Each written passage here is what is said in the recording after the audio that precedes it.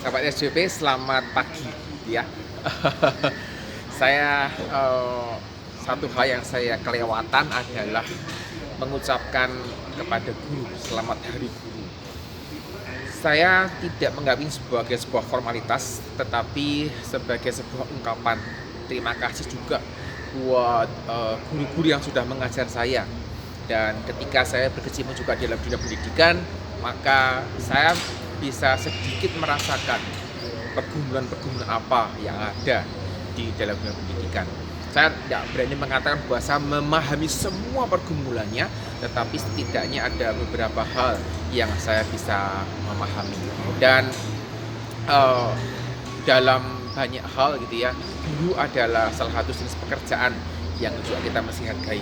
Saya teringat apa yang ditulis oleh Rasul Paulus kepada surat kepada jemaat di Tesalonika yang mengatakan barang siapa tidak bekerja janganlah ia makan. Artinya Paulus sangat menghargai orang yang bekerja, dan bagaimana gitu ya kita bisa menghargai yang juga bekerja. Dalam edisi sistem pendidikan Finlandia yang ke-9 kali ini, saya akan mengangkat topik mengenai guru honorer. Bagaimana guru honorer yang ada di Finlandia, bagaimana pemerintah memperlakukan gitu ya, bahasanya kok kurang pas ya, memperlakukan sepertinya negatif menurutnya. Bagaimana pemerintah Finlandia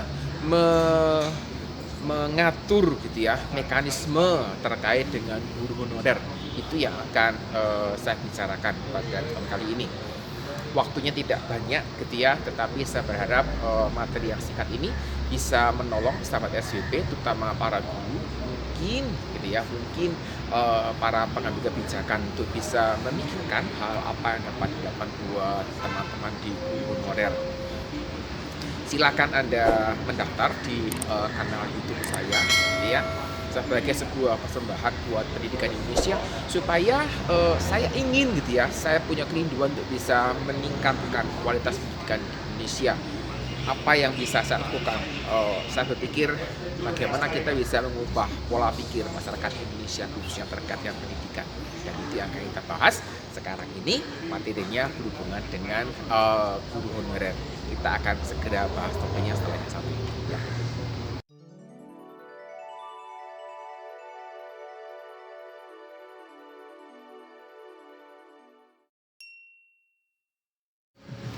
Fakta tentang guru honorer di Indonesia memang menurut saya sangat menyedihkan. Um, Guru honorer itu sering dikatakan menerima gaji gitu ya, atau dibayar tuh serelanya. Ada yang menerima gaji per bulan hanya 150.000 hingga 200.000 per bulan, dan itu pun dibayarkan tiap 3 sampai 6 bulan sekali. Dan satu hal yang membuat banyak orang juga berpikir gitu ya, kok bisa ya guru gitu ya dibayar dengan gaji di bawah UMR, padahal mereka juga harus sekolah, harus kuliah untuk hal ini. Mereka ada di tataran sarjana dan sebagainya. Saya tidak memahami secara detail aturan-aturan terkait dengan penggajian guru honorer, tetapi dari kisah-kisah yang saya baca di media, kisah-kisah yang saya baca di laman Quora, situasi guru honorer di Indonesia memang cukup menyedihkan. Dari sisi gaji, jelas sudah kita banyak mengetahui kasus seperti ini. Kemudian kejelasan statusnya juga tidak jelas sama sekali gitu ya, apakah akan berlanjut atau tidak, dan bagaimana masa depan sebagainya tidak jelas. Guru honorer juga tidak dihargai oleh orang tua, itu yang saya amati. Jadi orang tua memandang sebelah mata teman-teman guru honorer. Saya tidak tahu apa yang menjadi penyebab dari semuanya ini, dan cukup banyak di antara rekan guru honorer yang harus bukan perlu gitu ya, tapi harus bekerja sambilan selain mengajar, karena memang gaji yang diberikan tidak mencukupi. bertahun-tahun, ada yang puluhan tahun menjadi guru honorer dan tidak pernah mendapatkan posisi sama sekali menjadi guru tetap, atau setidaknya ada perbaikan. Itu yang saya perhatikan. Pertanyaan paling penting saat ini adalah apakah gitu ya ada yang namanya guru honorer di Finlandia? Saya berani menjawab dan berani mengatakan bahwa ada. Terus bagaimana nasib mereka gitu ya? Dan apakah mereka juga punya kisah pilu seperti yang dialami oleh teman-teman guru honorer di Indonesia? Itu yang ingin saya bicarakan, itu yang ingin saya angkat sebagai sebuah contoh gitu ya, tentang bagaimana guru honorer diatur dan bukan diperlakukan, tapi karena kalau diperlakukan sepertinya kok negatif gitu. Bagaimana guru honorer di Finlandia ini dihargai posisinya sebagai guru, kisahnya seperti apa, dan bagaimana mereka bisa terlibat memberikan kontribusi yang juga sangat signifikan di sekolah. Bagaimana kontribusi mereka terkait dengan perkembangan pendidikan siswa, dan itu selalu menjadi bagian yang menarik untuk dibicarakan ketika kita membandingkan dengan tempat yang lain. Saya berani mengatakan bahwa sepertinya kondisi di Finlandia tentang guru honorer ini cukup baik gitu ya. Dan sebenarnya kalau kita bicara tentang kebutuhan guru, sebetulnya sama. Di Finlandia kebutuhan guru juga masih relatif tinggi, apalagi di Indonesia begitu. Dan ya, hal seperti ini yang menggelitik saya untuk mengangkat dan mencoba untuk memberikan perbandingan tentang kondisi seperti ini. Kalau kita bicara tentang guru honorer, maka sebenarnya guru honorer ini adalah guru yang tidak tetap. Artinya guru yang dapat dipanggil kapan saja jika diperlukan. Guru yang dipanggil ketika sekolah ini istilahnya kekurangan guru, butuh tenaga tambahan untuk mengajar, dan sudah habis gitu ya sumber dayanya, kemudian dipanggillah guru honorer ini, sehingga memang statusnya juga pegawai tidak tetap. Sama sebenarnya di Finlandia guru honorer ini sebalik, guru tidak tetap ini juga ada, dan mereka saya bisa samakan sebagai guru honorer karena mereka tidak menjadi pegawai tetap di sebuah sekolah. Artinya bisa pindah-pindah tergantung sekolah mana yang memerlukan. Dan bagaimana mekanismenya, sistem seperti apa yang dikerjakan di sana, itu selalu menjadi bagian yang menarik karena sepertinya ada sistem yang berbeda antara Finlandia dan Indonesia terkait dengan posisi guru yang tidak tetap ini.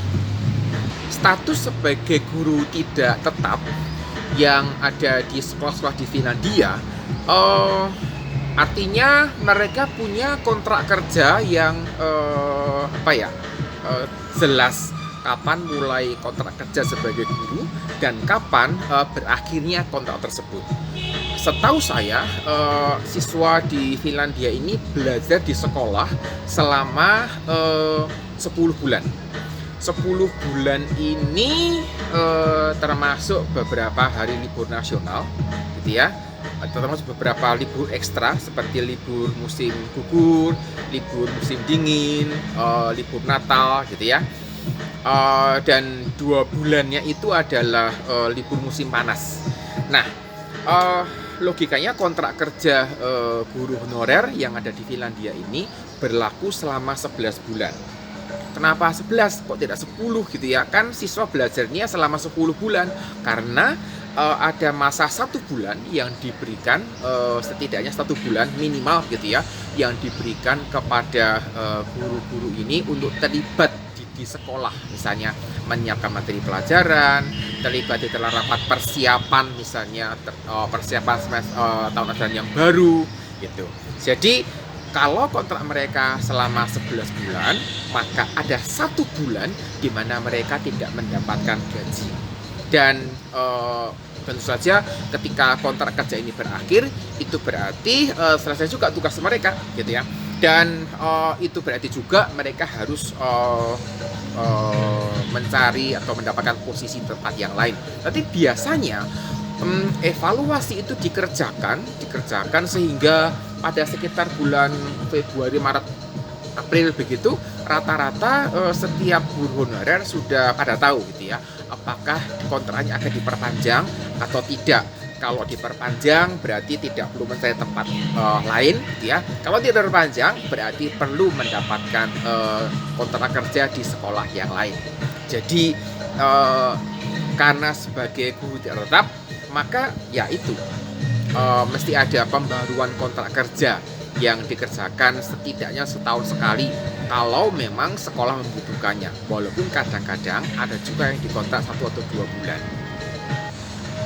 Buat teman-teman guru honorer di Finlandia yang dikontrak dalam hitungan minggu atau bulan, terkait dengan kebutuhan menggantikan ada guru yang sakit atau guru yang cuti.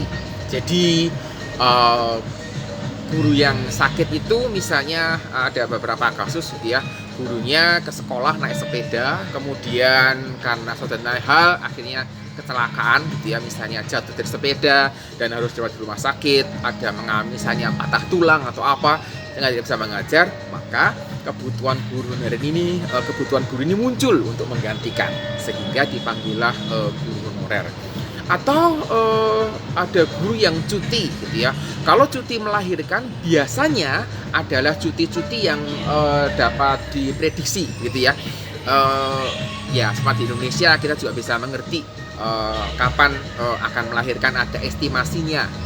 Tetapi di sini di Finlandia saya ada sebuah kondisi di mana guru pria gitu ya itu juga boleh mengajukan cuti karena baru aja punya anak. Nih gitu ya. Saya lupa berapa lama, tapi seingat saya itu 2-3 minggu gitu ya, mengajukan cuti untuk istilahnya merawat atau dan mendampingi istrinya. Di dalam masa cuti ini tentu saja sekolah membutuhkan guru honorer, sehingga sekolah harus mencari guru pengganti, sehingga sekolah harus membutuhkan guru honorer untuk hal-hal yang seperti ini. Atau ada yang mendadak harus cuti karena mengantar orang tuanya atau ada anaknya yang kenapa begitu ya, hal-hal yang tidak dapat dikendalikan sehingga perlu ada guru pengganti, maka guru honorer diperlukan dan akan dicari, dibuatkan kontrak di dalam masa cuti itu sebatas untuk menggantikan guru yang sedang berhalangan. Oleh karena status mereka sebagai guru tidak tetap atau guru honorer, ya tentu saja mereka terima gaji gitu ya, dan gaji itu menggunakan standar yang ada ditetapkan gitu ya, ditetapkan berdasarkan standar tertentu, ada standarnya dengan kualifikasi tertentu, biasanya setidaknya menyelesaikan pendidikan di level magister, kemudian berapa pengalaman kerjanya, seperti apa masa kerja sebelumnya, mungkin bagaimana evaluasi yang diberikan oleh sekolah-sekolah sebelumnya, dan banyak hal yang bisa sedikit mempengaruhi. Jadi secara umum ada gaji standar yang mereka terima, sehingga jika kontrak itu berlaku selama satu bulan misalnya, ya mereka mendapatkan gaji 1 bulan itu yang mungkin tidak sama persis gitu ya, tidak sama persis dengan yang diterima oleh guru tetap, tetapi selisihnya setahu saya tidak banyak per bulannya begitu ya, karena status sebagai guru tidak tetap dan kontrak itu berakhir biasanya di akhir Mei atau awal Juni, ketika siswa itu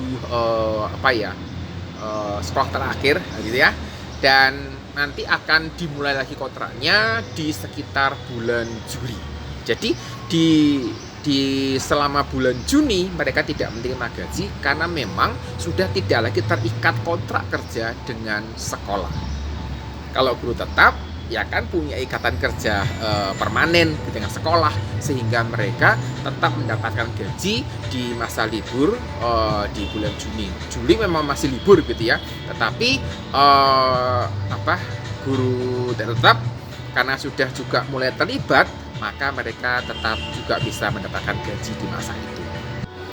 Sebagai guru tidak tetap, maka ada dua jenis begitu ya. Ada dua jenis. Yang pertama adalah guru tidak tetap yang mengajar mata pelajaran tertentu. Rata-rata ini adalah mata pelajaran di tingkat SMP dan SMA yang memang ada guru bidang studinya, bukan pelajaran di SD gitu ya. Kalau di SD mungkin berhubungan dengan musik karena banyak guru khusus atau guru olahraga. Tetapi kalau di tingkat SMP bisa guru apa saja karena membutuhkan guru bidang studi. Jenis lain, bukan jenis lain ya, kok enggak enak. Tipe yang lain, gitu ya, kelompok yang lain adalah guru honorer yang dikontrak selama 11 bulan full dan diberikan beban untuk menjadi wali kelas. Jadi setahu saya tidak pernah ada kasus guru honorer di Indonesia yang mendapatkan tanggung jawab untuk menjadi wali kelas. Saya belum pernah. Jika ada sahabat SDP yang mengetahui hal ini, bisa berbagi di kolom komentar supaya saya juga bisa mengerti gitu ya, juga supaya sahabat SDP yang lain juga bisa mengerti bahwa ada guru honorer di Indonesia yang dikontrak selama 1 tahun ajaran, kira-kira begitu, dan mendapatkan tanggung jawab untuk menjadi wali kelas.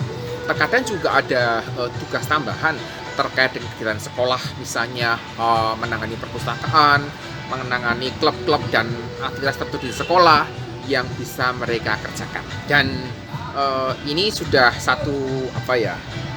mungkin sudah dalam bagian satu negosiasi terkait dengan gaji yang mereka terima. Oleh karena mereka itu mendapatkan kontrak kerja yang 11 bulan ya, yang 11 bulan bukan yang mingguan atau bulanan tadi, yang kontraknya cukup lama, 11 bulan atau 5-6 bulan, mereka juga terlibat di dalam rapat guru. Jadi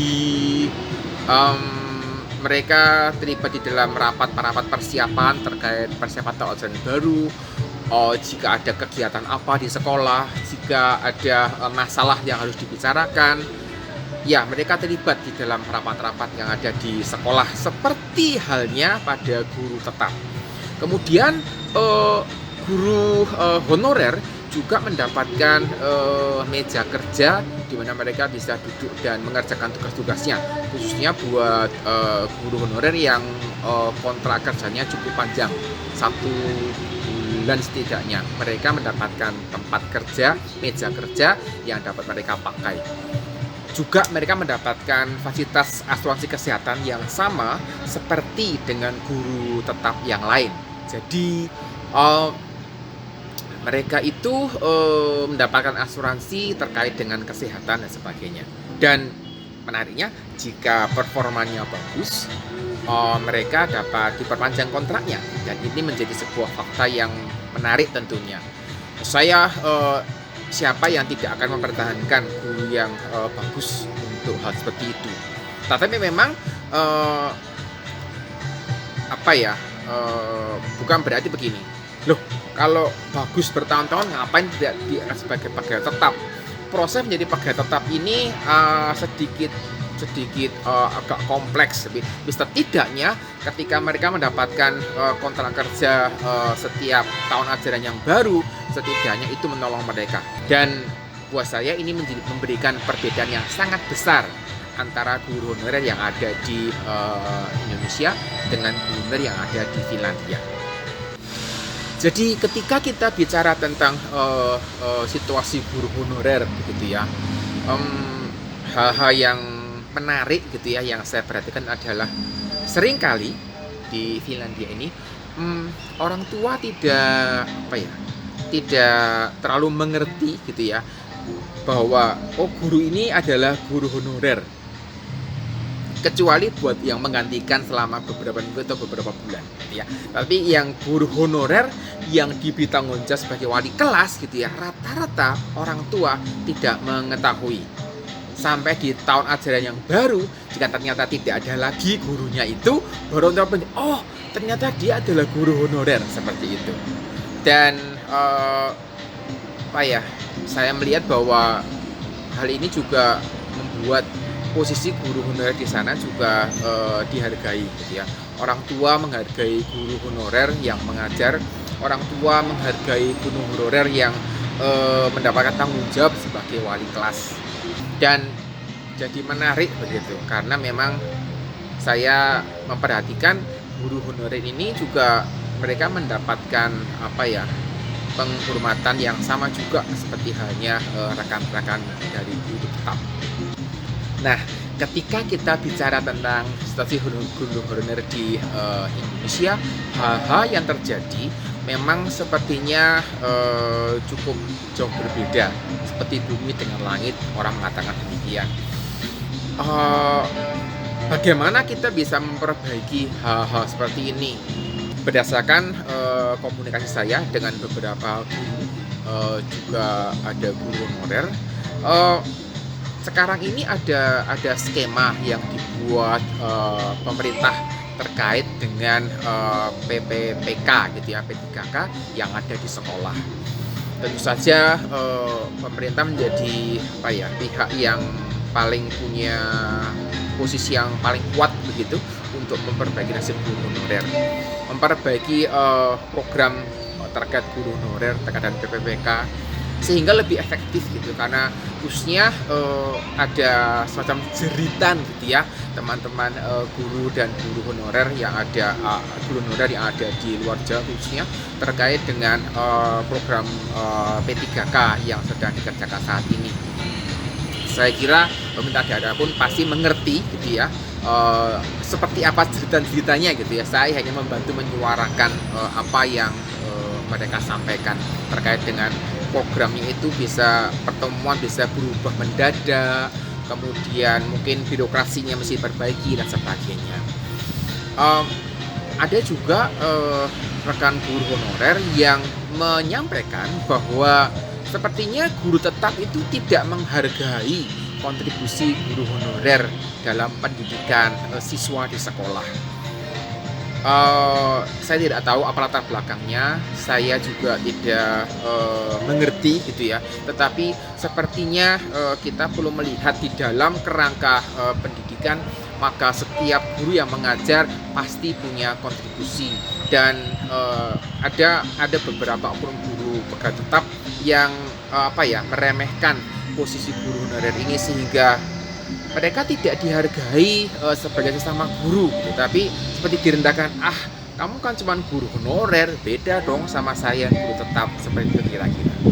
Kemudian paradigma masyarakat khususnya orang tua juga bisa berubah dengan bagaimana menghargai guru gitu ya, bukan karena statusnya sebagai guru honorer tidak tetap gitu ya, tetapi sebagai guru honorer yang juga memberikan kontribusi terkait dengan mata pelajaran yang ada di sekolah. Saya juga berharap orang tua yang mengetahui bahwa guru tentu adalah guru honorer juga bisa memotivasi anaknya bagaimana anak ini juga menghargai guru tanpa memandang statusnya. Setidaknya itu yang dapat dilakukan.